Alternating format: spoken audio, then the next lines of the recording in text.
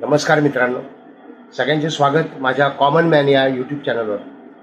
मित्रांनो, गेल्या 2 दिवसापासून मीडियावर जी चर्चा सुरू आहे, जे विनोद सुरू आहेत आणि जे वेगवेगळे मीम्स बघायला मिळत आहेत त्याबद्दल खंत वाटते थोडीशी. पण अर्थात हे योग्य आहे, अयोग्य आहे किंवा हे केलं पाहिजे का, हा सगळा तुम्हीच विचार करायचा आहे. म्हणजे उद्धव ठाकरे यांचा युरिन पॉट सध्या चर्चेत आहे.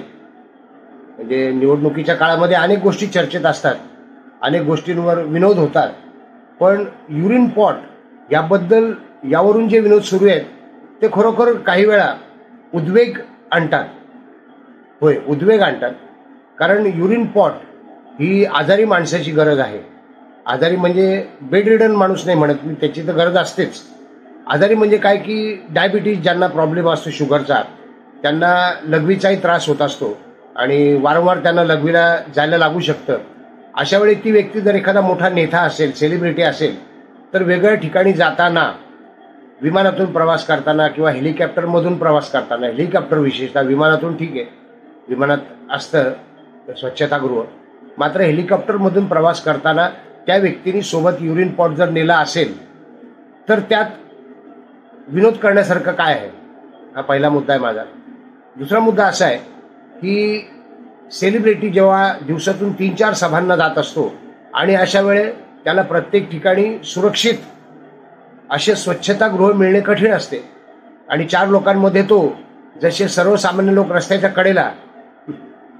कडेला लघवी करतात तसं तो करू शकत नाही आणि म्हणून देखील त्याला युरिन पॉट आवश्यक असते. पण मग याच्यावर एवढी मस्करी का होते आहे, याच्यावर एवढे मीम्स का बनतायत, त्याचं कारण देखील सरळ स्पष्ट आहे की त्याचा इश्यू केला गेला आहे. आणि इश्यू कोणी केला गेला आहे? मीडियाने केला, स्वतः उद्धव ठाकरे यांनी केला. त्या तपासणीचा, म्हणजे निवडणूक आयोगाकडून जी तपासणी होत असते ती तपासणी खरं तर रेग्युलर आहे. निवडणुकांच्या काळात ही तपासणी असते आचारसंहिता लागू झाल्यानंतर, आणि ती सगळ्यांचीच होते. सगळ्यांची म्हणजे काय की महाराष्ट्रामध्ये एकनाथ शिंदे यांची झालेली आहे, देवेंद्र फडणवीस यांची देखील झालेली आहे, अजितदादा पवार यांची देखील झालेली आहे आणि त्यांनी ते सांगितलंय. पण उद्धव ठाकरे यांना त्रास झाला. कदाचित त्यांना अपेक्षा नसावी की माझीही तपासणी होईल, आणि अनपेक्षित अशी तपासणी झाल्यामुळे ते वैतागले असतील, रागावले असतील कदाचित, आणि त्यांनी व्हिडिओ बनवला त्याचा आणि त्यांनी त्याचा प्रसार केला. म्हणजे मीडियाने नाही केला आहे, त्यांनी स्वतःच तो व्हिडिओ बनवला आहे. आणि त्या व्हिडिओमध्ये जे प्रश्न विचारलेले आहेत तपासणी अधिकाऱ्यांना, ते प्रश्न हास्यास्पद. म्हणजे तुम्ही कधीपासून भरती झाला आहात, तिथपासून तुमचं आय कार्ड दाखवापासून तुमचे खिशे तपासतो, यांचेही खिशे तपासा, असंही विधान केलं गेलं. आता अशी वेळ उद्धव ठाकरेंवर का आली, याचा जेव्हा मी विचार करतो तेव्हा माझ्या लक्षात येतं साधी सरळ गोष्ट आहे की जो माणूस राजकारणासाठी बनलाच नाहीये, तो माणूस राजकारणात आला की असं होतं. आणि जो आघात झालेला आहे, मुख्यमंत्री पद जे सोडावं लागलं आहे पक्षात झालेल्या बंडखोरमुळे, त्यामुळे प्रचंड उद्वेग आहे, प्रचंड संताप आहे, प्रचंड राग आहे. आणि मग त्या रागाच्या फटक्यामध्ये जे काही समोर घटना घडत असतील, मनामध्ये ज्या गोष्टी घडतील, तो राग व्यक्त होणारच आहे. आणि त्याला आपण स्वतः जबाबदार असो असं लोकांना समजलं पाहिजे, त्या व्यक्तीला समजलं पाहिजे. म्हणजे आपण स्वतः जबाबदार आहे की तो व्हिडिओ व्हायरल करायची काही गरज नव्हती. आणि पुढचा अजून एक प्रश्न मला आठवतो विचारलेला की नरेंद्र मोदींची केली का? कोणी तुम्हाला सांगायला येणार आहे का कोणी कोणाची तपासणी केली ते? हे सगळं कारभार होत असतो प्रत्येक ठिकाणी. झाली की नाही मी सांगू शकत नाही, पण त्याचा इश्यू कोणी बनवलेला नाही आणि या निवडणुकीत तरी नाही. उद्धव ठाकरेंनी बनवलाय. मात्र सहानुभूती मिळवण्याचा हा प्रयत्न असू शकतो, पण तो चुकलेला प्रयत्न आहे. माझं दोन्ही बाजूनी बोलणार आहे मी की युरिन पॉटवरून टीका करणारे लोकही चुकीचेच आहेत, चुकीचे आहेत.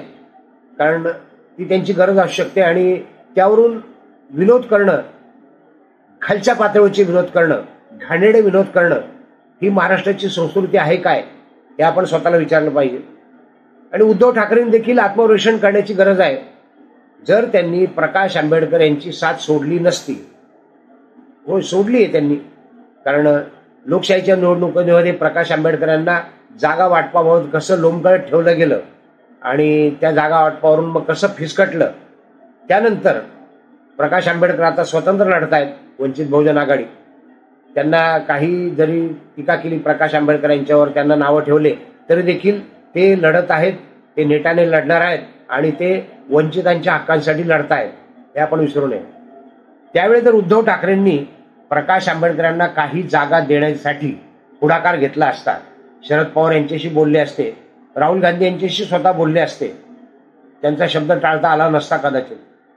पण सुषमा अंधारे आपल्याकडे आहेत आणि त्या पुरेशा आहेत असं कदाचित शरद पवारांना, असं कदाचित उद्धव ठाकरे यांना वाटलं असेल, किंवा संजय राऊत नावाचा जो शनी उद्धव ठाकरे यांच्या राशीत येऊन बसलाय आणि तो त्यांना त्रास देतोय, तो शनी त्यांचा जवळचा आहे असं त्यांना दाखवतोय, भासवतोय. मात्र तो जे करतोय ते सगळे त्याचे फासे उद्धव ठाकरेंच्या विरुद्ध जात आहेत, हे सर्वसामान्य लोक जाणू नये. फक्त उद्धव ठाकरे कधी समजतील हा प्रश्न आहे.